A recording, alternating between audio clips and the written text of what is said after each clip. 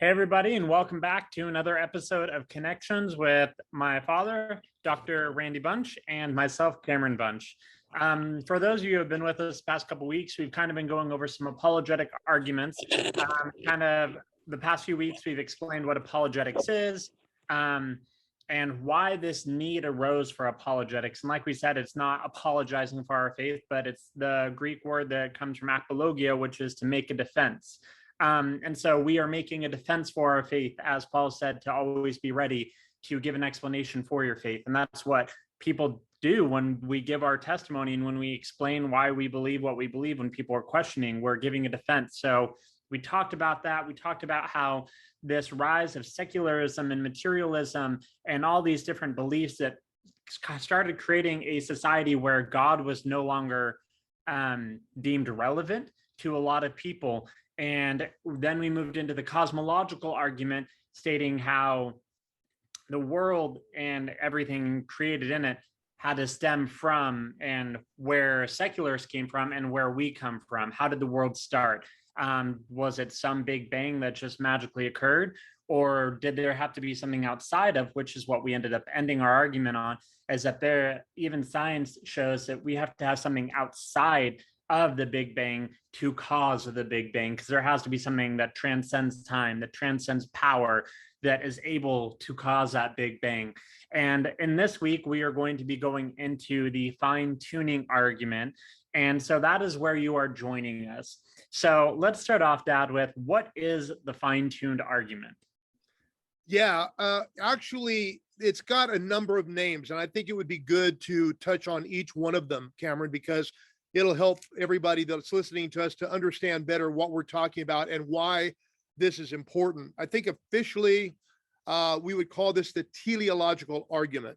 And that's from the Greek word telos, which means goal or purpose. So the idea behind that is that it seems that there was a purpose or goal for our universe, and that it was designed to meet that goal. One astrophysicist who's not a believer made the statement like this. He said, "It almost appears as though the universe knew we were coming." And so the idea behind the design argument, or behind the fine-tuning argument, also called the anthropic principle, we'll define all of these things. But the idea here is that the universe appears to be designed. And what we mean by that is that there are certain features of the universe that are calibrated so perfectly within an incredibly narrow set of parameters that it appears that it's been designed for intelligent life. And that's why it's also called the anthropic principle. Anthropos is the Greek word for man, meaning that it appears that the universe was designed, and again, within an incredibly narrow set of parameters, to allow for intelligent life. And not just intelligent life, but intelligent life right here on our planet. So it gets very specific the more we look at some of these fine-tuning features, that not only is the universe finely tuned, but our local features also. When I say local, I'm talking about within our galaxy, within our planet and so forth, are finely tuned to allow for life right here, right now, in this particular time in history. Yeah, and I think that for those of you who may be new to the fine-tuning argument, even after we're done talking about it, there's as you and I both are familiar with, Eric Metaxas, he actually does a video on, like a very brief video on the fine-tuning argument done through Prager University. And he just quickly goes over like the fine-tuned argument, and kind of started arising during 1966 is what the background is, when Times News wrote an article, "Is God Dead?" And is kind of becoming this belief in society that as we progress further and further in science, it's explaining away any need for God, because science was replacing God.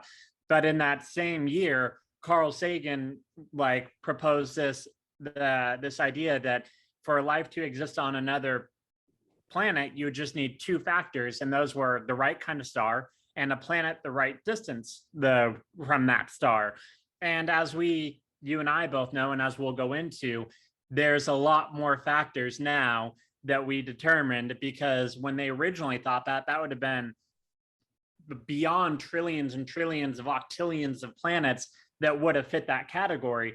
And then as we started searching and searching and realizing, there's no life, I guess we'll have to narrow in what does it. And we found out there are a lot more factors than two that require life on our planet. Way more than two. We're talking possibly hundreds, if not thousands of parameters when you put them all together, between cosmological factors and then, like you said, some of the local astrological figures, astronomical features in our particular local area. So yeah, we're talking about many different parameters of fine tuning to allow for life in the here and now. But this highlights something that I wanted to bring up, Cameron. It appears to me, again, the more I read, and I've been spending time doing nothing since we've been on this series, but going back over the data, reading what I've been, familiar with in days past, as well as some of the new numbers, because, the numbers are changing all the time as science becomes more refined and we're getting more knowledge. So you kind of have to keep up to date. It's like a mechanic that has to keep up to date with the newest tools to keep your car running well. The same thing is true in the realm of science because new data is coming out all the time. But one of the things that I'm persuaded of is Carl Sagan is guilty of this, is that if you approach the data with what we would call an a priori philosophical predisposition, meaning that you've already decided what you believe, then you're going to interpret the data through that lens. When Carl Sagan filmed his famous, I can't remember if it was a PBS series called Cosmos, he made, with his sonorous voice, he made the statement, the universe is all that ever was, all that is, and all that ever shall be. So he was basically kind of presupposing this eternal universe. But by that time, we already well knew that the universe had a beginning. Sagan knew that. He knew what the data said. He knew what the evidence was. And yet he's still kind of pushing this eternal universe kind of narrative because, again, it fits in better with his philosophical naturalism, with his materialistic worldview. So again, when we look at the evidence, again, if you torture the data long enough, you can make it tell you what you want to hear. And I've listed the data that to me is overwhelmingly persuasive, I think, to an objective mind, or one that's at least open to the idea of a creator, transcendent creator. Even just looking at the cosmological data that we looked at last time, I think it's overwhelmingly convincing. In fact, we talked about the cosmological argument last time, and I failed to give this quote. I just want to get this quote real quick. We'll get back on the teleological stuff here, the design argument. But it's interesting because we mentioned Arno Penzias. He was the one who won the Nobel Prize for finding the cosmic microwave background, which was a signature of the Big Bang, giving evidence that it indeed occurred. And this is what he said. He was a Jew, and I think he's still alive. He said this: the best data we have are exactly what I would have predicted had I nothing to go on but the first 5 books of Moses, the Psalms, and the Bible as a whole. So what he's saying is the Bible is verified by what we're seeing in science, as opposed to what many of the materialists are saying, that this is exactly what we should expect to see if there is no design. So again, why can you have such widely different interpretations of the evidence? Because again, of a predisposition, philosophical predisposition going in. So again, if people are wanting not to believe, you can always find reasons not to believe. You can just plug your ears, blind your eyes, and refuse to look at the evidence. But when we look at the evidence of fine tuning, I think it is pretty overwhelming. And as you said, this has been around for a little while. Really, I would say even going back to the 50s, and I'll mention that in a minute. But Sir Isaac Newton even alluded to this. And of course, obviously, people coming in from a theistic background wouldn't have any issue with design. We would understand that if there's design, there has to be a designer. And that's essentially what the argument says, is that if there is design in the universe, it must have had a designer. There's design in the universe, therefore it had to have a designer with a capital D. But Sir Isaac Newton wrote this. He said, this most beautiful system of the sun, planets, and comets could only proceed from the counsel and dominion of an intelligent and powerful being. So here he is again presupposing a designer because of the evidence that he saw that pointed to the design features of the universe being so precise, giving us the ordered universe that we have. So that's just kind of like maybe an opening statement, addressing some of these issues. Yeah. So getting into the fine-tune argument, what are some of the evidence that we see present in the fine-tune argument? Well, let me read you a quote by Sir Fred Hoyle. I think this is very fascinating because if you may remember, Fred Hoyle, when we were talking about the cosmological argument, he was the one who kind of derogatorily gave the term the Big Bang to that cosmological model because he was so averse to the idea of a divine being the initial first cause, the uncreated first cause of the universe. But listen to what he said later. This is his statement. He said, a common sense interpretation of the facts suggests that a super intellect has monkeyed with physics as well as with chemistry and biology, so that there are no blind forces worth speaking about in nature. The numbers one calculates from the facts seem to me so overwhelming as to put this conclusion almost beyond question. Now, that's an amazing statement coming from a man who does not believe in God. But what he is saying is that some super intellect somewhere designed this thing, because there's just no way that all of this came together by chance. It's just the numbers are prohibitive. In fact, recently there was a computer scientist. He's a mathematician, I think, and computer. I'm trying to think of the word. He deals in the area of computations. He's from Harvard. And he basically said that Stephen Meyer's book has persuaded him that, for example, the computational possibilities of Darwinism are just not, they're just not there.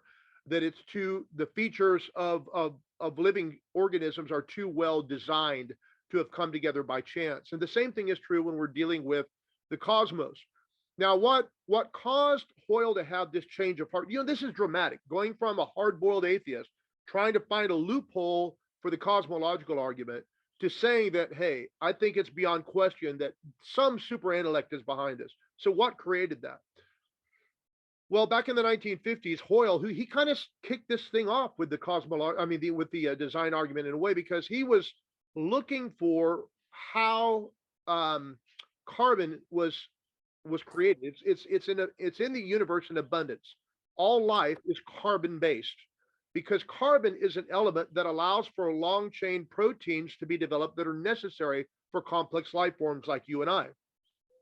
And when you begin to calculate how carbon could have come to pass, it has to be synthesized. In fact, carbon comes about by what's known as nuclear synthesis in large stars.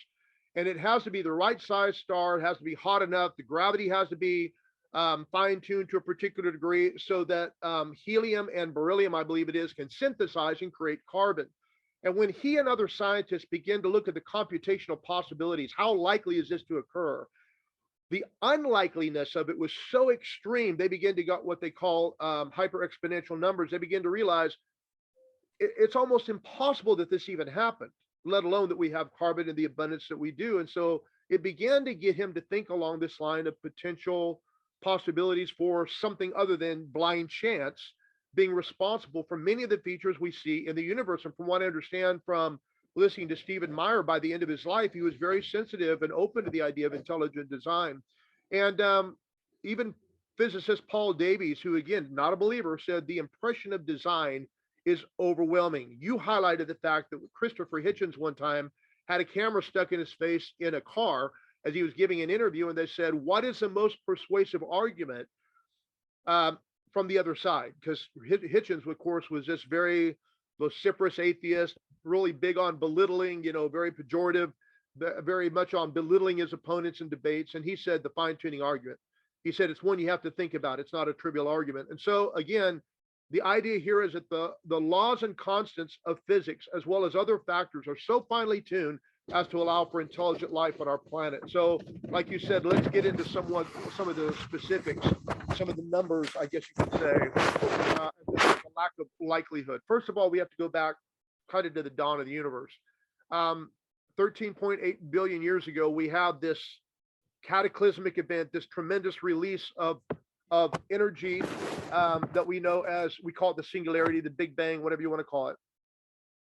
And within just what we would say picoseconds, a picosecond is a trillionth of a second. Within a few picoseconds of the Big Bang, what we know is the four fundamental forces of the universe were irrevocably set and have never changed. Those four fundamental forces are the gravitational force, which we're pretty familiar with. We know, understand, you throw something up, it comes down. We understand gravity. The electromagnetic force, the weak nuclear force, and the strong nuclear force. These were irrevocably set the instant of the Big Bang, and they've never changed. And the amazing thing is they are exactly what they must be for intelligent life to flourish in our universe. Now, there's no way that an impersonal force could have known what to be set at, right? There had to be, we would think, an intelligence behind that setting those forces. And not only that, It's not just that the forces themselves are set at exactly the value they need to promote intelligent life, but their ratios to one another have to be perfectly set for there to be a life permitting universe. For example, the difference between the electromagnetic force and gravity is fine tuned to 1 part in 10 to the 40th. Now, we're going to use a lot of these kinds of numbers where we're talking about something to the power of something. And it's going to be useless if we don't give an example or two to show the magnitude of the numbers that we're talking about, because we're going to get into a lot larger numbers than 10 to the 40th. So if you're talking about 1 in 10 to the 40th, that's an incredibly small likelihood and an incredibly small fraction. So you mentioned Eric Metaxas. I was reading in his book, and he used an example that Hugh Ross gives of what 10 to the 40th looks like. So let me give you an example. Let's imagine that you took the United States of America and you began stacking dimes all the way across the United States.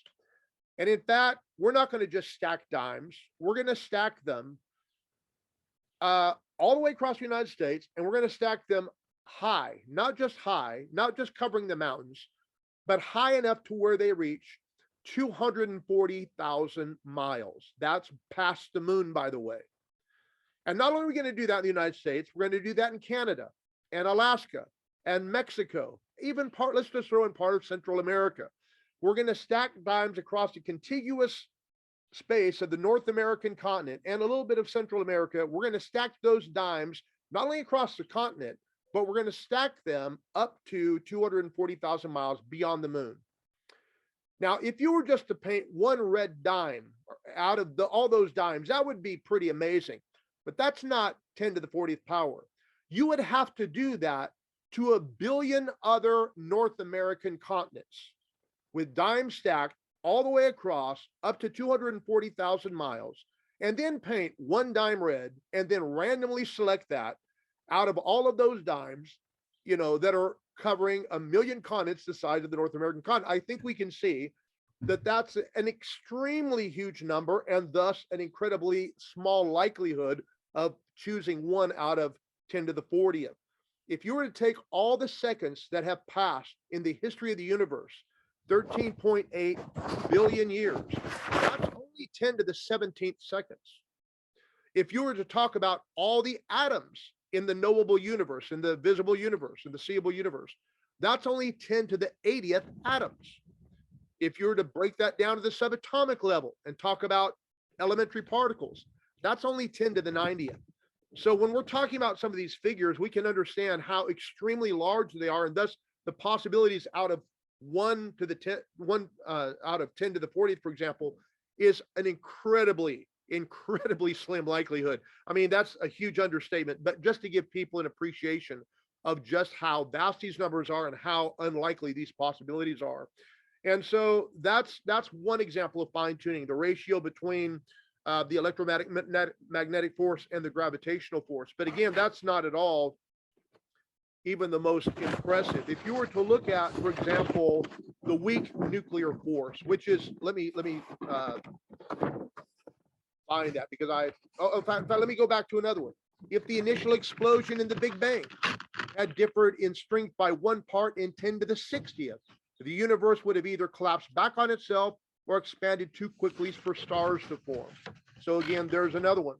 And then if you're talking about the weak nuclear force, we talked about the 4 fundamental forces in the universe. If we were to look at what's known as the weak nuclear force, that's the, let me see, I need to get the right data here. I'm looking at different, I got too many notes, Cameron. Let me get this one out because I think it's an impressive one. The weak nuclear force, which operates inside the nucleus of an atom, is so finely tuned that an alteration in its value by little as 1 part in 10 to the 100th would have prevented a life-permitting universe.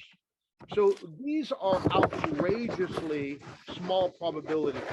Were it to have been any other way, in any of these features, we would not have a universe capable of supporting life. So that's just kind of a couple. There's some that are larger that maybe we'll get into in a moment, like the cosmological constant, but I'll breathe for a moment and give you a chance to respond. Yeah, and I think a good clarification and a thing to explain in this moment is that we talked about the fine-tune argument and how it supports life on Earth. So right now, the evidence that you are presenting isn't even considering technically Earth right now of what it would take to create life on a planet. This is first to get the universe going. So to give people features for the universe, to give people at home an idea, like all those, how we talked about, there are hundreds of conditions that are still to be met. Those haven't even been factored in yet for life to exist on Earth. We're just talking about for the universe to get started, because there's, as we mentioned, hundreds of things that Earth needs, whether it's a gravity-rich planet like Jupiter to suck in asteroids as they come, whether it is the amount of like oxygen versus nitrogen or whatever in our air. Everything is so fine-tuned and important that these still haven't even been factored in. We're just on the cosmological, the existence of our known universe. Right. We're just dealing right now with just factors in the universe as a whole. And let me just, the one that usually is pointed to by even secular scientists, in fact, so powerful that it has persuaded many, even secular scientists, people who don't have any, predilection toward believing in God or anything like that.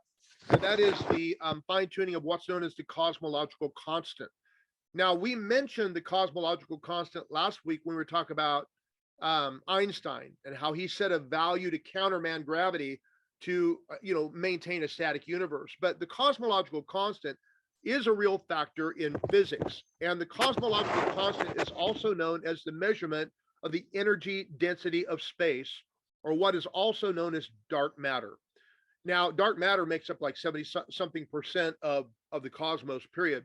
But the measurement of the energy density of space, or dark matter, is crucial because it's the expulsive force that basically determines the expansion of the universe. It's what causes our universe to continue to expand. And it is estimated to be fine-tuned in 1 part to 10 to the 120th. That is a number that is so incredible. It literally sets our universe on a knife's edge. In fact, there would be no knife so sharp to represent how fine-tuned that is. Again, that number is larger, 10 to the 120th is larger than all the elementary particles, not only in our universe, but many universes. So 1 part in 10 to the 120th is an incredibly enormous number. And yet that is what science says our cosmological constant that governs the expansion of our universe currently is fine-tuned to. So again, that has been enough alone to persuade many scientists to take a second look and say, this sure seems to be designed. Like I said, Paul Davies says the appearance of design is incredible. It's pretty amazing. And so again, all of these features combined, and again, we're not just talking about one feature or another feature, but we're talking about all these features put together and sometimes in cooperation with one another. Oftentimes when you fine tune one aspect, you've got to fine tune other aspects, and they've got to be fine tuned together for this thing to support intelligent life. But like you said, that's not even talking about the local features in our own solar system, in our own galaxy. So if you want, we can go to some of those next. Yeah, I think one of the interesting things to note too is I think it's the second law of thermodynamics. It talks about how things tend towards, in a system will tend toward disorder unless there is an acting force on it to preserve it. Because I mean, it's just nature. Things to erode or dissipate. And so at the start of the universe, we have, let's say you accept that somehow that all came into occurrence at random. From then on, things should have gone towards chaos, disorder, erosion, not got more and more complex as to create more and more complex beings, more and more complex. Right. So it's an interesting thing to know. I'm glad you brought that up, because that's one of the, as I was studying this, I've always considered the cosmological constant to be the kind of the granddaddy of these features.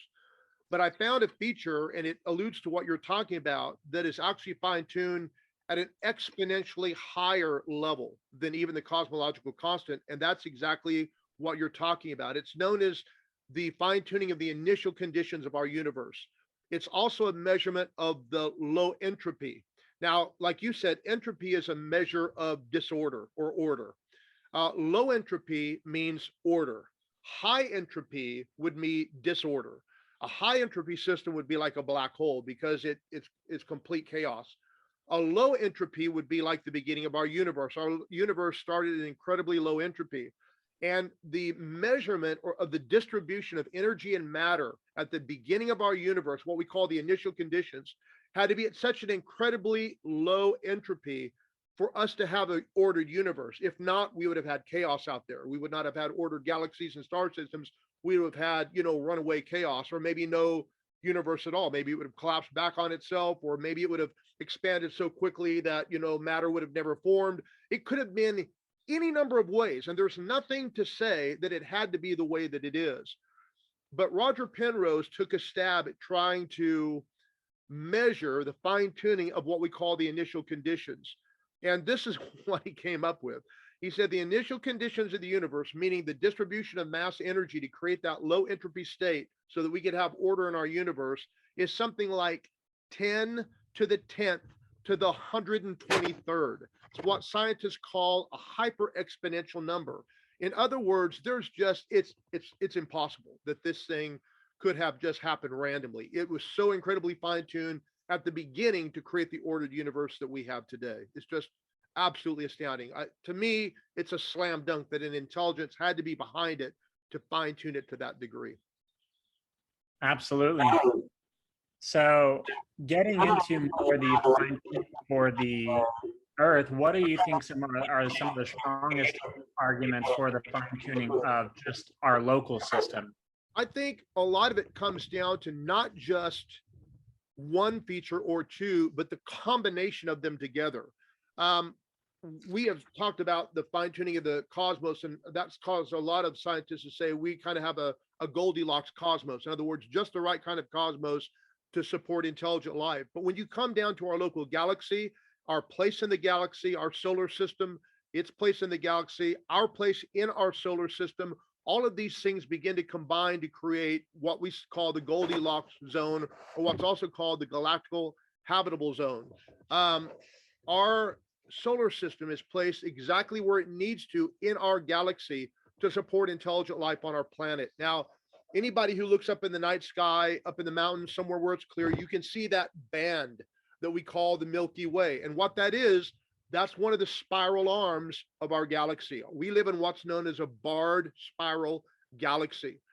And we don't live in one of those arms. We live kind of in the suburbs, if you will, between two arms of our galaxy, somewhere in the middle, which is exactly where we have to be. If we lived in one of those arms, that would put us too close to stellar radiation, would be too close to massive stars, and the radiation would destroy us, would not be suitable for life. If we live too far away, that causes the heavy elements that are necessary for intelligent life to not possibly get to us. And so again, it's not satisfying for intelligent life. So we have to be in this Goldilocks spot in our galaxy, exactly where our solar system is. So that's one. And as you said, it used to be assumed that, if you just have the right star and you're far enough away from the right star, that's enough. Well, now we know that it's not nearly enough, because number one, you have to be in the right place in your galaxy with your star to even be in a habitable zone. The galactic habitable zone, as it's known. And so again, there's so many other factors that are involved in this. So let's just talk about what they are. We've talked about the galaxy already. We have a spiral galaxy. It's exactly this kind of galaxy, that's ordered galaxy, that you need for intelligent life. If we were in an elliptical or in a regular galaxy, two other kinds of galaxies, chances are it would be too chaotic to support intelligent life. Not only that, we're exactly the right distance from our sun for water and water vapor to exist without burning off or freezing. We also have the right circular orbit to stay where we need to. If we were too far away from our sun or too close to our sun, either we would freeze, of course, or we would burn up. Other planets in our solar system, and most of the other planets that scientists have found that think, well, maybe this could support life, have elliptical orbits. And that's the problem. They take them too far away from their host star, or they get too close to the host star. Some of the planets in our galaxy are a little bit like that. And so we have a perfect circular orbit, or as close to perfect as can be, to support intelligent life. Also, out of the many kinds of stars there are, our sun is exactly the right star you have to have to support intelligent life. Carl Sagan did get that one right. We have a yellow dwarf, which is the kind of star that's necessary. It has just the right mass. It also emits the right colors on the spectrum, a combination of red and blue, to promote and build the buildup of oxygen and also to promote photosynthesis. The luminosity or the brightness of our sun is exactly what it has to be. You mentioned the position of other planets in our solar system. This is incredibly crucial, particularly when it comes to Jupiter and Saturn. They're kind of like our bodyguards in the universe, in the universe and in our solar system. Were it not for Jupiter and Saturn, we would have long ago been pelted by comets, meteorites, and other celestial things, junk, space junk, that would have been devastating to life on our planet. It is estimated that the meteor that wiped out dinosaur life was only about 7 miles in diameter. Think about that, only about 7 miles in diameter, and yet it hit the Earth with enough force to create a dust cloud that blocked out the sun and killed off plant life as well as dinosaur life. So if that be true, imagine what something of a much larger scale impact. And we see these things hit Jupiter all the time. They even leave pot marks and scars on Jupiter. And so the fact that those planets are there to take the bruises for us goes a long way toward intelligent life here. Saves us from looking like Swiss cheese. Yeah, exactly. And that, you look at our moon, it doesn't have an atmosphere able to protect it. You can see how pot marked it even is. And of course, it's under our protection, as it were, but it still gets hit by asteroids because of lack of atmosphere. And so, again, that's another one of those incredible features. One of the features that, again, contributes to life on our planet that people probably don't think about is our moon. We tend to think of our Earth as a privileged planet, as one book calls it, and it is, but were it not for our moon, we would not have intelligent life. Let me just give a few of those statistics. By the way, the moon, its size is unique to all the other moons that are in our solar system. There are plenty of planets with many more moons. I forget how many moons Jupiter has. Saturn has like 82. So some of these large planets have many, many moons, but compared to the relative size of the host planet, many of them are very small. Like Ganymede, which is Jupiter's largest moon, is larger than ours, but compared to Jupiter, it's tiny. Whereas our moon is about 27% the size of the Earth. That's fairly large. It has a diameter, I think, of about 2,000 miles, which is, pretty large. And so it has a lot to do with the stabilizing effect of our orbit. It stabilizes the Earth's tilt on our axis, giving us 4 seasons. If not, we'd be wobbling. And that would be devastating to our cycle of seasons. It increases our tides. The moon is responsible for 60% of the gravity that is responsible for our tides. The sun is responsible for the other 40%, but this helps by flushing out nutrients from the continents to the oceans. The tides also affect the temperature of the Earth and even the speed of its rotation. So again, the moon is responsible for a huge part of this. We said already the moon assists with the Earth's climatic stability. The Earth itself, if the Earth wasn't the size that it was, then of course gravity would either be too strong or too weak. But not only that, if we didn't have the Earth being the size it is, our magnetosphere, if we were too small, if we were a little bit smaller, we would not have the magnetosphere that we do. And so the sun could come away. I mean, the what we call the solar wind, which is radiation from our sun, could come and strip away our atmosphere, and then we would look like Mars, which is a lifeless planet. But our Earth is just large enough, larger than Mars, to have its own magnetosphere, so it protects us from those solar winds, so that we're not devastated by the radiation coming from the sun. So these are just a handful of these features. There are many of them. In fact, it was interesting. I did not know this, even though I had read the book, I had forgotten. And so I was looking at, trying to think, I think it was actually in the book, I Don't Have Faith to Be an Atheist. And so they were quoting, that book was quoting Hugh Ross, and he was talking about what's the likelihood of another planet that could support life in our galaxy. And this is the number he came up with, not just in our galaxy, I think in our universe. Let me read you what it says here. Astrophysicist Hugh Ross has calculated the probability that these and other constants, he counted 122 of these constants, would exist today for any planet in the universe by chance assuming there are 10 to the 22nd planets, which I don't know why they come up with that number, but that's the number they use. He said his answer is shocking. It's one chance in 10 to the 138 that there is another planet like ours that could support intelligent life, because there are so many different factors that contribute to intelligent life on our planet. So this is kind of what we call the cosmological argument. Not only the cosmos is finely tuned to an incredible degree, all of its features, all of its constants, the laws of physics that govern the universe, but also our local features of the planet. And we're just giving a few. You could go down to talk about our ecosystems. We didn't talk about plate tectonics, which are absolutely necessary for intelligent life on the planet. So there are so many features, Cameron, that it gets prohibitive to even imagine this happening at all, let alone on our planet. In fact, they used to say, well, there could be millions of planets out there. Then it was like, well, maybe thousands, well, maybe hundreds. Oh, there's got to be some more out there. And then it got to the point where all these parameters continued to increase until finally they said, it's a miracle there's even life here.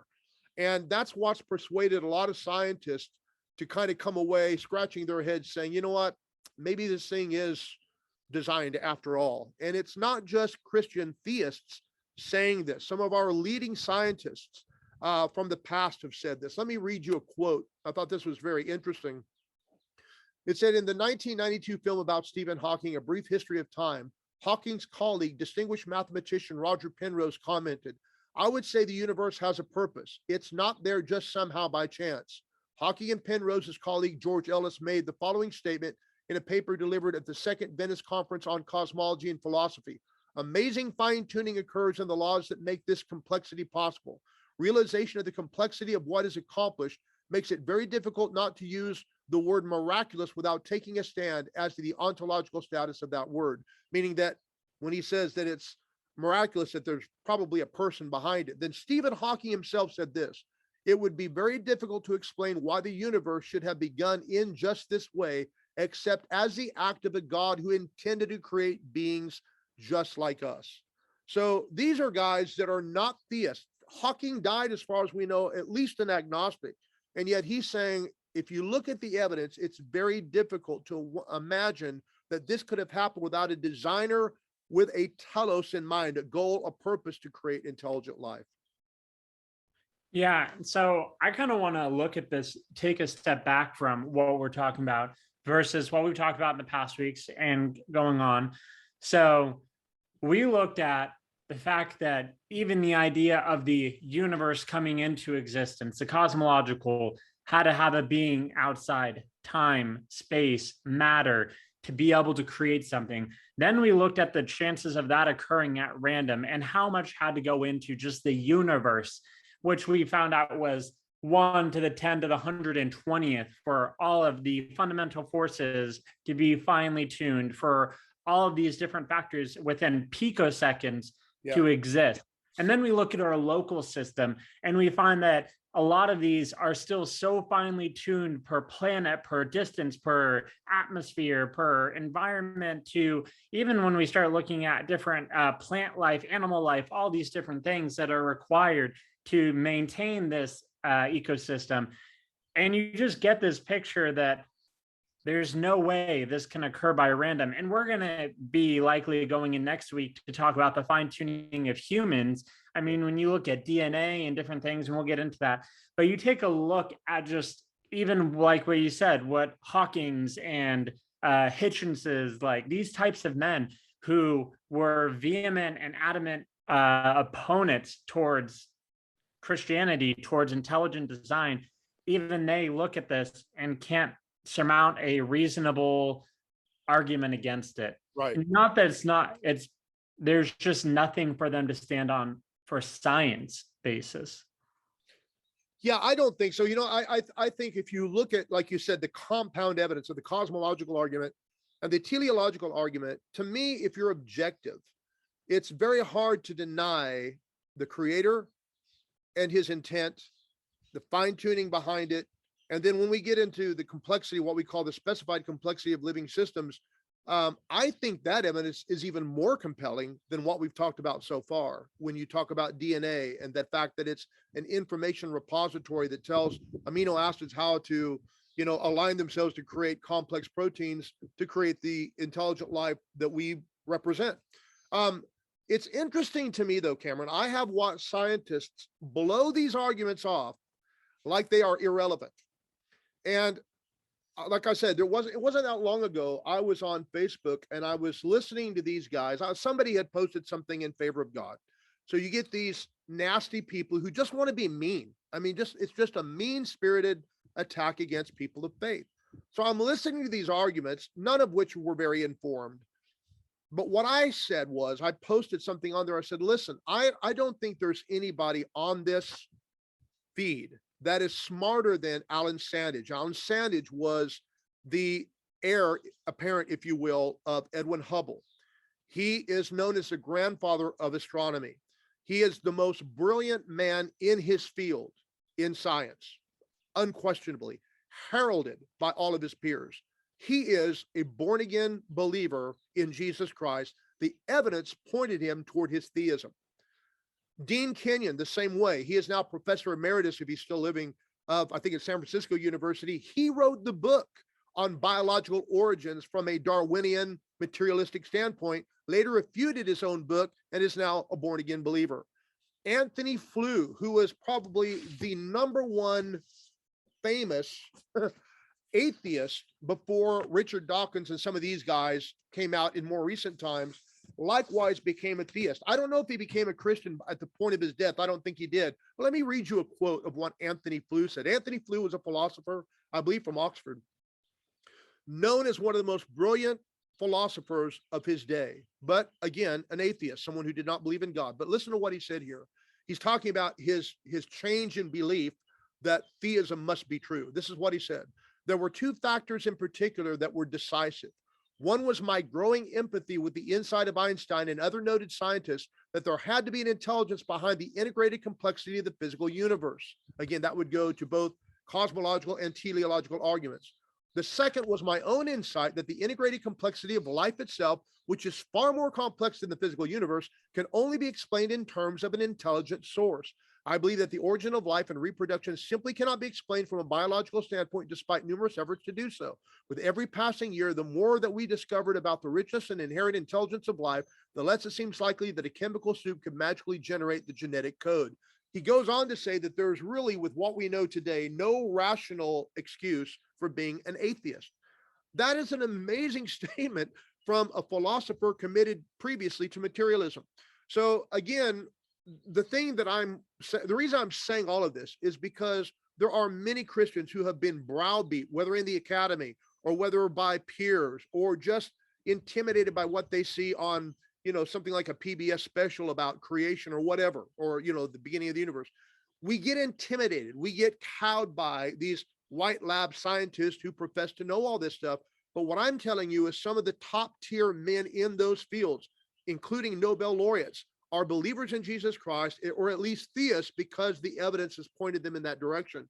So like you said, when you look at the compound evidence, and here's another issue that I think it was Hugh Ross and Eric Metaxas both talked about this.